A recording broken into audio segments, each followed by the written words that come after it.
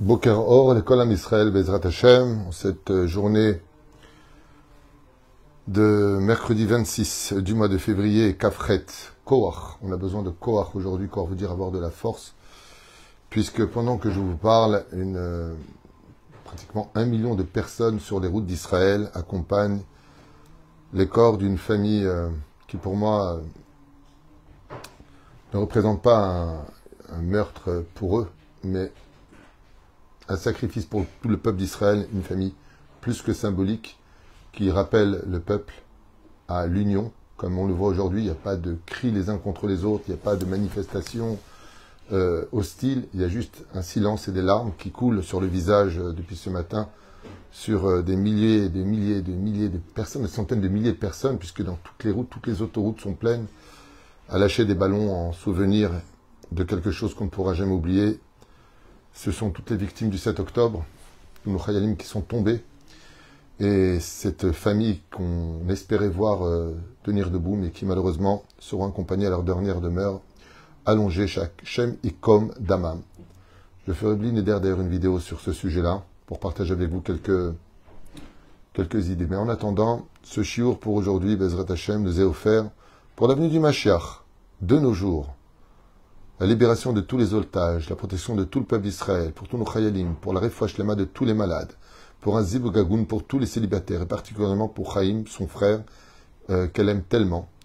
La réussite à tous ses examens. Bracha, revacha, v'atzlacha, bechol, maase, yadav. Merci à donc la personne qui ne veut pas donner son nom, qui est une femme, je pense, Shachem Evarech Ota, Bezrat Hashem, et que ce shiur soit vraiment comme elle le demande pour tous les enfants d'Israël. Nous avons besoin aujourd'hui de Hardout, Bezrat Hashem. D'ailleurs, ce soir, je serai à Hadera pour faire un cours très profond et important sur ce sujet-là, Bnei Neder, pour ceux qui veulent venir.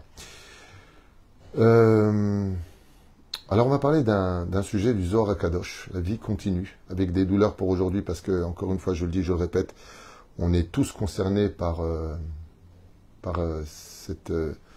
cette horrible situation qu'on vit depuis le 7 octobre et qui ne finit pas, parce qu'il y a encore plus de 60 otages maintenus dans les tunnels de la mort à Gaza, en espérant qu'ils puissent sortir, puisque on verra. On ne va pas ouvrir la bouche, on laisse ça entre les mains d'Hachem. Et on prie. Il faut faire vraiment une grande teshuva aujourd'hui. Et la première teshuva que je propose, c'est de retrouver l'espoir, Bezrat Hashem, et surtout la hardout. Et pour la hardout, pour parler de la hardout, le Créateur du monde nous a donné un lieu.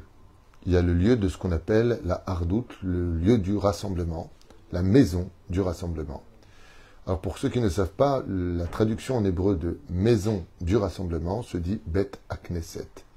La synagogue, traduite en français, n'est pas une traduction qui correspond à l'identité de ce qu'attend une Bet HaKnesset. Bet HaKnesset veut dire la maison, les Itkanes, se rassembler, la maison du rassemblement. Pourquoi ? Parce que si on n'est pas rassemblé, nos prières ne peuvent pas monter réellement. Et c'est par la force de l'union, même si des gens méritants ou un peu moins méritants ne pourraient pas atteindre le trône divin pour être entendus dans leurs prières et leurs besoins, que le Créateur du monde nous a donné un énorme joker, magnifique et unique joker, c'est de venir prier à la Bet HaKnesset. Malheureusement, pas encore assez de monde comprend l'importance de ce message, et c'est pour cela que j'aimerais partager, en découvrant avec vous ce Zohar, sur qu'est-ce qui se passe quand on vient à la synagogue, et qu'est-ce qui se passe quand on ne vient pas à la synagogue. Donc je vous demanderai avec l'aide d'Hachem, je pense que cette sadika qui vous offre ce shiur aujourd'hui, et merci pour votre soutien, on a vraiment besoin de soutien aujourd'hui financier. Il y a de moins en moins de dons et de plus en plus de demandes. Donc ceux qui peuvent t'avoir les bracha, et si vous ne pouvez pas, c'est pas grave, Dieu est grand, on s'arrangera.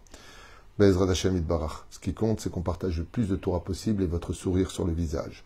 Pour la famille Bibas, avec, je pense qu'elle serait d'accord, et bien sûr pour la tzachat de son frère Chaim, En Safek. Nous avons 3 rendez-vous par jour à la synagogue, obligatoire, chaque jour. Shacharit, Mincha et Arvit.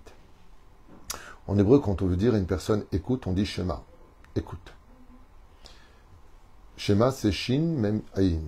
Shin, Shacharit, même Mincha, Aïn, Arvit. Si tu veux que Dieu t'écoute, alors viens le voir. Mais Dieu est partout. Oui. Il est partout sous certaines conditions, mais pour nous les hommes, contrairement aux femmes qui n'ont pas besoin d'aller à la synagogue dans l'absolu, car la femme était entendue qu'elle soit seule ou plusieurs, nous les hommes, nous avons besoin de nous réunifier à la synagogue. Avec respect et crainte. On ne rentre pas à la synagogue comme on rentrerait quelque part de standard. On rentre à la synagogue avec respect et émotion. Avec crainte, si vous préférez. Quand on rentre à la Beth Knesset, on va à sa place, on ne va pas déranger les gens et on ne parle pas. On prend son sidour, on s'assoit à sa place et on s'efforcera de rester concentré en répondant Amen à tous les Kaddish, en faisant la prière, en écoutant les Dvar Torah et surtout ne pas sortir pendant un Dvar Torah. Car tout celui qui sort, alors qu'il aurait pu rester, pas celui qui sort parce qu'il est obligé de partir, mais celui qui sort pendant un Dvar Torah et qui revient uniquement parce que bon, il parle de Torah, je m'en fous, je reviens, il y a marqué que sa prière non seulement ne monte pas devant le trône divin, mais que sa prière ressemble à de la vomi qui coule de sa bouche. Pourquoi? Parce que comment il y a de la Torah? On parle de Dieu et tu sors, donc en fin de compte tu pries pourquoi? Si ton but est de servir Dieu, profite de ces quelques instants de Torah. J'avais lu une histoire dans, je crois, le livre qui s'appelle Avatraïm, d'un homme qui était venu dans les rêves chez ses enfants, et qui lui, par contre, des fois il restait au cours de Torah du Rav, des fois il sortait du cours de Torah du Rav, et quand il est décédé, il est venu voir ses enfants, il leur a dit, vous savez, j'ai enfin trouvé le repos dans le monde d'en haut, j'ai payé mes dettes, très cher. Il n'a pas voulu en parler à ses enfants dans les rêves, mais il leur a dit, il y a une chose au monde que je regrette amèrement, c'est que maintenant que je suis dans mon jardin d'Éden, dans mon Gan Éden, il est bien, il est rempli de lumière, mais il est à la mesure du nombre de Torah que j'ai enregistré dans ma vie et des mitzvot que j'ai pratiqués dans ma vie. Et mon plus grand regret, c'est de ne pas être resté à des cours de Torah. Parce que quand tu écoutes la Torah et que tu participes avec joie à cette Torah, ou alors que tu vas étudier la Torah, ce qui est encore beaucoup mieux, sache une chose, le seul gagnant c'est toi, et le seul perdant c'est toi, personne d'autre. Tu sais, quand on achète un appartement, on préfère un 3 pièces ou un 4 pièces, un 5 pièces avec une piscine, un 5 pièces avec un jacuzzi, un 5 pièces avec, ou un 6 pièces, ou avec un terrain de tennis. Chacun rêverait d'avoir ce qu'il y a de plus beau, pour faire le plus plaisir aux autres, pour avoir le plus de lumière dans sa vie. Eh bien, tout le monde peut avoir cela, mais dans des mondes beaucoup plus beaux que ce que l'on connaît, et pour l'éternité.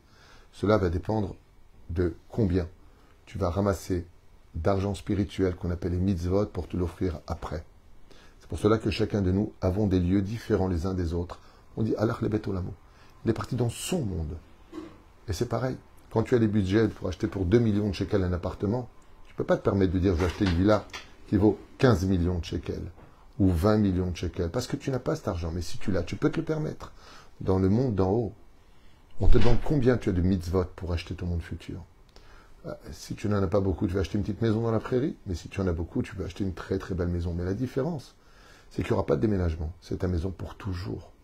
Pour l'éternité des éternités. Et là, les larmes coulent. Parce que si j'avais su, j'aurais pu rajouter encore plus de pièces, encore plus de lieux, encore plus de joie, encore plus de lumière. Mais cela dépendrait de moi. Ashrechem Am Kadosh. Voilà ce que dit Zohar Kadosh. Combien est heureux votre sort, vous qui êtes un peuple saint. Shadonam, car votre Seigneur, Mevakesh Otam, vous demande. Pekore Otam les Korvam Elav. Et ce que veut Dieu, c'est que son peuple se rapproche de lui. Az Am Kadosh. Alors, vous qui êtes un peuple Kadosh, Tzrichim litraber velavo le Bet Knesset. Vous devez vous approcher du Zohar Kadosh sur la paracha de Teruma, de la Bet Knesset. Vous devez donc venir à la synagogue, car c'est la volonté de votre Dieu. Et le Créateur du monde voit cette mitzvah de venir à la synagogue avec tellement d'intérêt qu'il compte les 10 premiers qui arriveront à la synagogue. Lui-même, pas un ange. Le Créateur du monde voit qui s'empresse d'arriver en premier à la Bet Knesset. Comme le dit la Gemara, à propos de Rabbi Yochanan ben Zakkai, que avant de mourir, il a dit « Personne ne m'a jamais devancé à venir à la synagogue et personne n'est jamais parti avant moi, après moi de la synagogue. J'étais le premier et j'étais le dernier à sortir. » Tachazé, viens et vois. Arishon Aoun imtsa bevet knesset ashrei chelko. Heureux et immense le salaire de celui qui arrivera le premier à la synagogue. Sheomed bamadrigat tzaddik el ashrina. Et celui qui arrive le premier à la synagogue est appelé tzaddik, toi qui honores la Shechina. Vezehu sod. Et c'est un grand secret. Car lui me trouvera aussi quand il aura besoin de moi, car il est venu m'honorer le premier. Et son mérite monte dans les plus hautes sphères. Bim Tomar nous. Et si tu viens me dire, mais on a appris, car quand Akadosh Baruch Hu se trouve à la synagogue, Venomotse Shama Sarah, et qui voit qu'il manque le minyan, alors que dans la ville, il y a encore beaucoup de juifs qui auraient pu venir compléter ce minyan, mais qui préfèrent rester au lit, ou qui n'ont pas envie de se lever. Miyad Koes, le créateur du monde, se met tout de suite en colère. Ve'ata Omer, et ensuite tu dis, Sha'echad Aou Yigdim, Yitraber Shchina Nimtza B'madrigat Sadik. Alors comment tu peux me dire s'il n'y a pas les 10 que le premier recevrait un salaire aussi grand? Et là, car il faut savoir, au niveau de la métaphore, que ça ressemble à un roi qui donne rendez-vous à ses sujets à un moment précis et un lieu précis. Jusqu'à ce que tous les habitants de la ville se sont préparés pour la rencontre avec le roi. Et voici qu'il y en a un qui arrive avant tout le monde, car il était pressé de rencontrer le roi. Benkar ou Benkar, Ba Ameler. Dans tous les cas de figure, le roi il viendra à la synagogue, même pour une personne. Adam, Haou, Shegdim. Et il a trouvé cette personne qui est venue le premier. Amarlo Ameler. Le roi dit à cette personne qui est venue avant tout le monde, Ploni, toi, Bene Haïr Ephoem, où sont ceux de ta ville? Pourquoi toi tu es arrivé le premier? Où sont les autres? Pourquoi ne sont-ils pas avec toi? Amarlo Adoni, il a répondu, Mon Seigneur, Ani Gdamti et Tatsmi Mehem. Ils ne sont pas en retard. C'est juste moi qui étais pressé de venir à ce lieu pour te rencontrer. Et eux viendront en temps et en heure, comme le roi le demande. Azayatov ben Ameler. La réponse plut aux yeux du roi, Veyashav Imo. Et donc, écoutez bien ce que dit le Zohar Kadosh, et le roi s'est assis avec lui. Ça veut dire que celui qui vient le premier à la synagogue, qui ouvre la synagogue, ou qui vient le premier à la Beth Knesset, le roi s'assoit avec lui personnellement, pour lui donner son salaire. Vayatov ben Ameler. Et le roi aime cette personne qui se débrouille pour arriver en premier. Juste un instant, j'ai oublié de... Voilà, excusez-moi.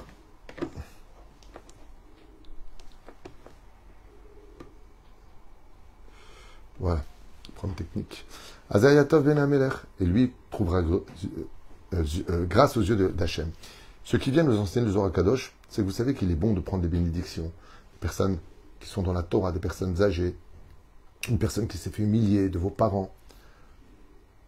Tout ça, c'est bien. Mais aussi une bracha à prendre de celui qui arrive tous les matins le premier à la synagogue. Lui, le roi des rois, le bénit personnellement. Yashav Shamimo, Vediberimo, Venaasa Uvo Shalamelech. Et Akadosh Baruch Hu lui dit, sache que toi, je t'aime. Benkar ou Benkar. De toute façon. Baou Kola Benitratsa Amelech Imaem. Même si tous les autres arrivent après, le roi les chérit chacun d'entre eux. Et Shilachotam les Shalom. Ils partiront dans la paix. Abaleim, Elou Benaïr, Lo Ayou Bahim, et si Chaz Veshalom, il n'y a pas de minyan, et que pas tout le monde vient à la synagogue, Ve'echad, Lo Igdim le Daber Lifna Melech, il n'est pas venu parler au lieu où le Créateur du monde lui a donné rendez-vous, c'est-à-dire à la synagogue, la route Bijulam, le marché Kulam Bahim, Miad Ayak Koez Venigzar Amelech. Le roi se serait fâché fortement contre tous les absents, et irait demander pourquoi, quel justificatif ils ont réellement dans les mains pour ne pas s'être levés ou être venus à la synagogue. Afkan, Kevan Sheikhad Igdim et Nimsa Bebet Knesset, étant donné qu'il y en a quand même un qui est arrivé à la synagogue, Vashrina Bahamotset Loto, et quand Dieu vient, il y a au moins lui pour le recevoir, Aznershav Kilu Kulam Nimtsaim Sham. Et regardez bien ce que nous dit le Zohar Kadosh. Comment est-ce que le roi se calme de sa colère de voir quoi? C'est ça mon honneur, je viens, je vous donne rendez-vous le matin pour mettre les tefilines. Moi je suis là, et vous ne venez pas. Et celui qui est arrivé à la synagogue, il dit, mais nous on est là, même s'ils ne sont pas minyanes. Le Zohar Kadosh, lui, le premier, il peut dire à Dieu, le premier qui est arrivé, ok, ils ne sont pas venus, mais moi je suis venu. Alors le roi lui dit, ton mérite à toi, tu prends le mérite de tous ceux qui auraient dû venir. Tu prends le mérite de tout le monde. Waouh.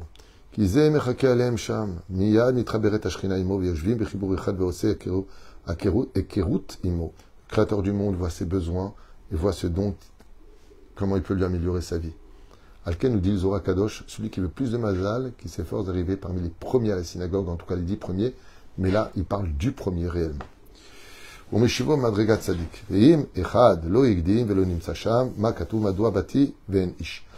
qu'est-ce qui peut faire vraiment de la peine à Dieu? C'est quand il vient à la synagogue et qu'il voit qu'il n'y a même pas personne. Ven Asara. Et il n'y a même pas le minyan. Et no katuvela en ish dayenu echad. Et Zohar Kadosh nous dit que la pire chose qui puisse exister, c'est que la synagogue soit vide. Pourquoi n'y a-t-il pas un tzaddik qui vient relever le challenge d'honorer et de respecter ma synagogue? Et là, Akadosh Baruch Hu veut connaître cet homme personnellement, Veshoel Alav, Imenoba Yom Echad, car l'Éternel s'attachera à lui grâce à cette régularité de venir tous les matins à la synagogue, de venir pour Mincha à la synagogue, de venir pour Arvit à la synagogue. Il devient carrément l'ami de Dieu. Yedidim, comme ça dit le Créateur du monde, toi, je serai là pour toi. Alors vous savez, on a parlé, voilà, on vient de finir cette Keta du Zohar magnifique qui peut-être nous renforcera. On pense qu'on peut prier à la maison, on pense qu'on peut prier, c'est pas important. Ramash, oui c'est important de venir toujours à l'heure. Il est préférable de prier de façon régulière à 7h30 tous les jours que de prier une fois honnête, une fois à 7h30, une fois à 8h30. L'Otov, le Créateur du monde n'est pas à ton service. Il y a un rendez-vous qui est fixé, il y a un endroit, il faut prier toujours à la même place. Si tu veux être écouté, au niveau de la Hanava, il faut prier à la même place. Je voudrais finir avec quelque chose qui me tient souvent à cœur. Quand on va à la Beth Knesset, et peu importe quel est le rôle qu'on puisse avoir, il y a le Gabbai, il y a le Rav, bien sûr, qui est la tête. Personne ne doit se prendre, ou a le droit de se prendre pour le Rav. Ce que dit le Rav, même si un président dans une synagogue, ce que dit le Rav, c'est ce qui doit être fait. Je parle au niveau spirituel, après on peut parler au Rav de côté en train de lui dire, vous savez, la prière est un peu longue par rapport au Tzibour, est-ce qu'on pourrait faire le Torah avant ou après? Demandez au Rav, mais faites très attention, vous qui êtes des Gabaïm, même si vous avez payé cette synagogue, même si vous avez l'argent pour payer je ne sais pas qui et pas quoi, cela ne vous donne aucun droit de diriger cette synagogue. Elle n'est pas à vous, elle est à Dieu. Et ce que veut Dieu, c'est que ce soit le Talmid Chacham, même s'il est payé par vous, qui dirige la Beth Knesset. Il faut avoir da Torah, c'est-à-dire l'opinion de la Torah, pour pouvoir diriger une synagogue. Je suis très frustré de voir très souvent, quand je dis très souvent, c'est pas tellement souvent, mais je l'ai vu pas mal de fois, où des rabbinim sont partis face à une espèce de akshanout, où les gabaïm ou le président met son veto. Non, non, pas du tout, moi je paye. Et alors? Et alors? Alors tu payes, et alors? Dieu t'a donné le mérite de pouvoir faire. Et si tu fais quelque chose pour Hachem, il faut que... On parle d'un vrai Rav, on parle d'un Talmid Chacham, on parle d'une personne qui bémette à des références. On parle d'un Rav, un vrai Rav, pas aujourd'hui ce qu'on peut aussi trouver dans le chouk. On parle d'un vrai Talmid Chacham. À partir du moment où il est engagé, il y a un Rav, la tête c'est la tête. La tête de la direction de la synagogue, c'est le Rav qui la prend entre les mains. Et après, s'il y a des choses à dire, pas en public, on demande au Rav, le Rav il t'explique, Bezrat Hashem. Le Rav c'est aussi un humain, on peut parler avec lui, c'est pas un ange de Dieu. C'est un humain qui a un titre qu'il faut absolument respecter pour que la tête corresponde au corps et que le corps fonctionne avec la tête. Et que la pire chose qu'il puisse y avoir dans une Beth Knesset, c'est quand tout le monde se prend pour le Rav, que chacun dit ce qu'il faut faire, alors que le Rav, comme le dit le Shulchan Aruch, si le Rav il se lève, tu te lèves. S'il s'assoit, il s'assoit. Si le Rav il se tourne sur la gauche, tu te tournes sur la gauche. Tu n'as pas le droit, par exemple, si le Rav il reste assis, une fois ça m'est arrivé, on reste assis pendant les Chadodi, les Kratkala, c'est notre minag. À la fin, on se lève. Il y a des synagogues où on reste debout comme la Chita du Harizal. Ok. Alors une fois, moi je m'assois, tout le monde s'assoit. Et il y a deux personnes qui sont arrivées, sont restées debout. Vous croyez que ça plaît à Dieu, ça? Oui, mais nous on fait comme le Harizal. Oui, mais t'es dans ma synagogue. Quand je dis ma synagogue, c'est pas la mienne. Tu es là, il y a le Rav qui est là. C'est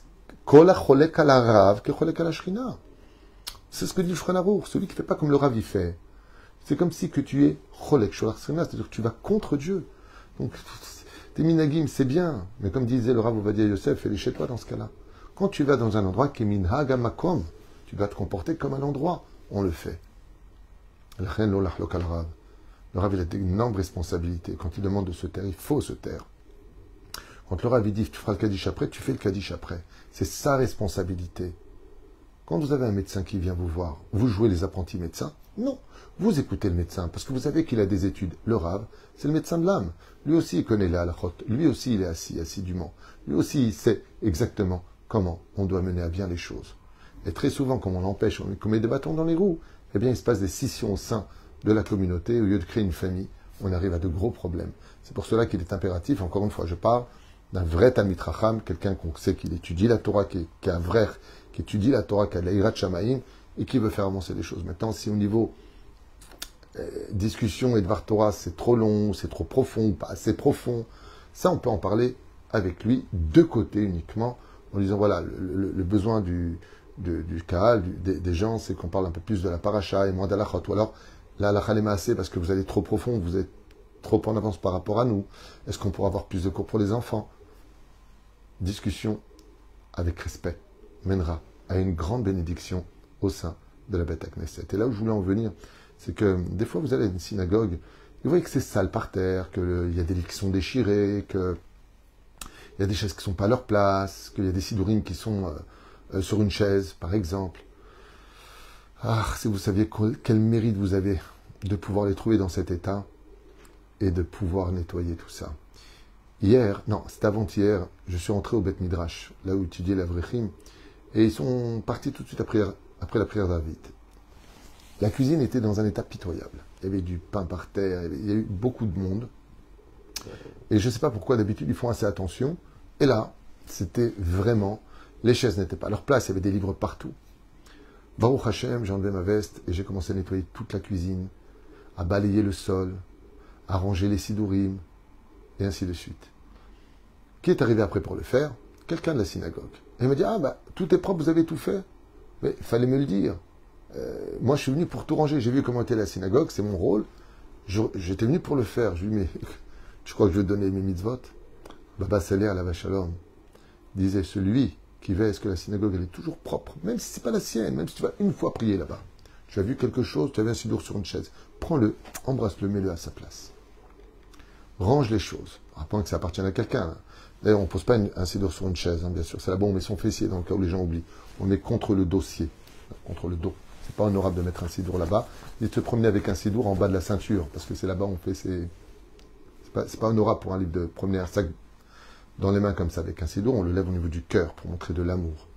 Bezrat Hashem. Mais le plus important, ne pas parler de Chol dans le Beth Knesset.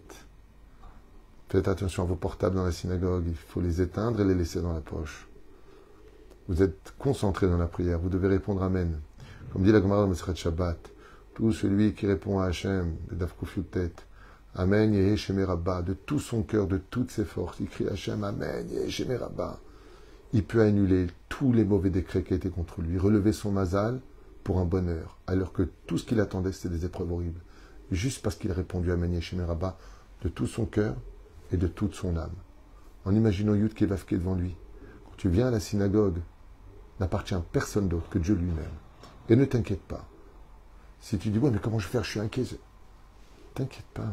Ton mazal est entre ses mains, ta parnassa est entre ses mains, ta santé est entre ses mains. Sauf si un cas de force majeure, alors il est évident que, quoi qu'il advienne, Bezrat Hashem, comme Gdola, Mitzvat, Yeshuv, Bet Knesset, de venir à la synagogue, non pas pour se retrouver avec des copains, et ricaner dans la cuisine, et rigoler à toute occasion, mais pour prier à Kadosh Baruch Hu, et ne pas attendre que les malheurs arrivent pour enfin se taire et dire à Hachem, écoute ma prière.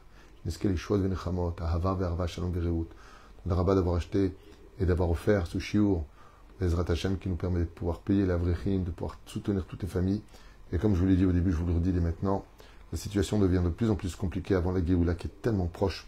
On sent que le monde est en train de tourner, on sent qu'il se passe quelque chose qui peut arriver du jour au lendemain. Yiratson connaît tous le mérite de ramasser encore plus de mitzvot avec le sourire sur les lèvres et l'espoir devant nous. Baruch Adonai l'Olam, Amen, ve Amen.